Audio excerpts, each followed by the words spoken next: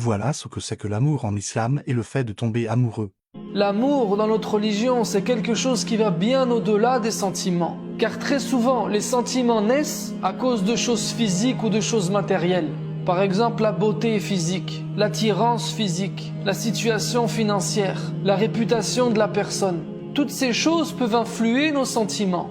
Et si j'aime une personne parce qu'elle est belle physiquement, ou qu'elle a beaucoup d'argent, ou qu'elle a une bonne réputation, eh bien ça ne veut pas dire que je l'aime réellement. Car l'amour dans notre religion est quelque chose de beaucoup plus noble que ça, de beaucoup plus élevé que cela. L'amour véritable dépasse les critères et les éléments physiques, les jugements qui se basent sur des choses palpables ou matérielles. L'amour entre un homme et une femme est comme l'a défini le prophète alayhi salatu wassalam lorsqu'il parle des âmes. Il dit « celles qui se reconnaissent s'aiment », c'est-à-dire s'unissent, se rapprochent l'une de l'autre. Et celles qui ne se reconnaissent pas s'éloignent, se rejettent. Le prophète sallallahu alayhi wa sallam a attribué cet amour à l'âme et non au corps. Il nous a fait comprendre que c'était une compatibilité, une union entre les éthiques des âmes. Il n'y a pas de sentiment physique là-dedans. Ça vient après ou en plus. Le départ de l'amour vient de l'âme, vient du fait que tu te reconnais dans cette personne, que tu te sens lié à elle, que vous avez beaucoup de points communs, de ressemblances, que vos caractères se ressemblent, s'assemblent, sont compatibles. C'est quelque chose que tu ne saurais pas forcément expliquer, mais cette personne, tu l'aimes parce que tu l'admires. Et tu l'admires pas seulement parce qu'elle est belle ou parce qu'elle est riche, mais tu l'admires parce que son âme t'a touché. Elle t'a pas touché parce qu'elle a subi des épreuves et parce qu'elle te fait pitié. Ça, encore une fois, c'est des jugements qui se basent sur des choses relatives, des choses physiques, des choses palpables.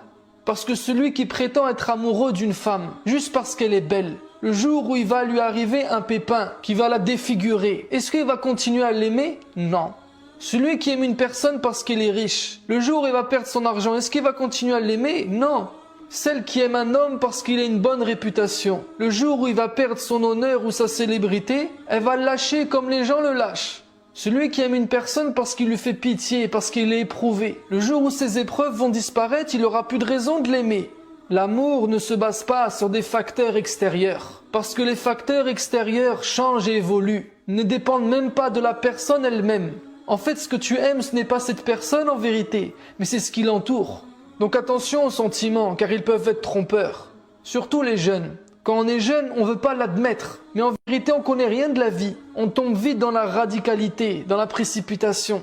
Un jeune homme, on lui présente une sœur, il fait une muqabala avec elle et khlas, il veut se marier tout de suite. Zerma, elle est belle, elle lui plaît, c'est une fille sérieuse. Ils ont beaucoup discuté ensemble au téléphone et c'est bon, ils s'aiment.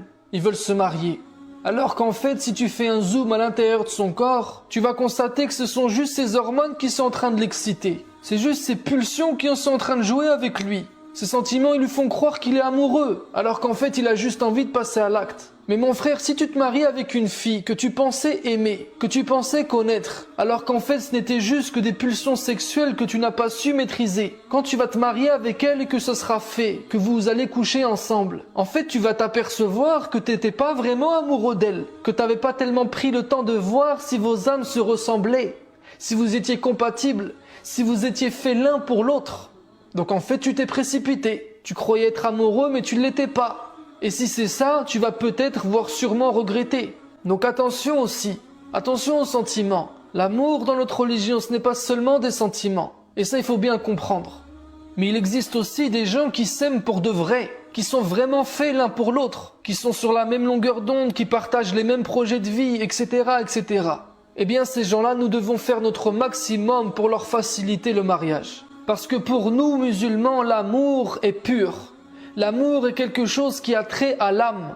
L'amour fait partie de la fitra, la nature avec laquelle Allah subhanahu wa ta'ala nous a créés. Fitrat Allah allati fatara an-nasa alayha, la tabdila li khalqillah. On ne doit pas étouffer ni chercher à modifier cette nature. Cette nature est saine.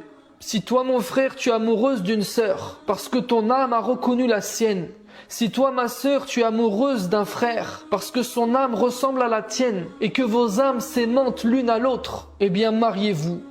Et tous ceux qui vont écouter cette vidéo, et qui vont s'apercevoir que finalement, ce n'était pas le vrai amour qu'ils ressentaient envers l'autre, eh bien craignez Allah et arrêtez de jouer. Patientez, Maîtrisez-vous, contrôlez vos pulsions et ne faites pas l'erreur de vous marier avec la mauvaise personne. Et souvent ce sont les sœurs qui sont victimes de ça. Elles pensent se marier avec le prince charmant sans avoir pris le temps de scruter son âme avant. Et une fois qu'il a profité de son corps, il la jette dans la tristesse et les regrets. Et elle est déshonorée devant toute sa famille. Donc attention, ne tombe pas dans les pièges des sentiments. Et c'est ça le danger de sortir ensemble. Car si tu sors avec une fille ou avec un garçon, tu vas avoir tendance à juger ce qui n'en vaut pas la peine.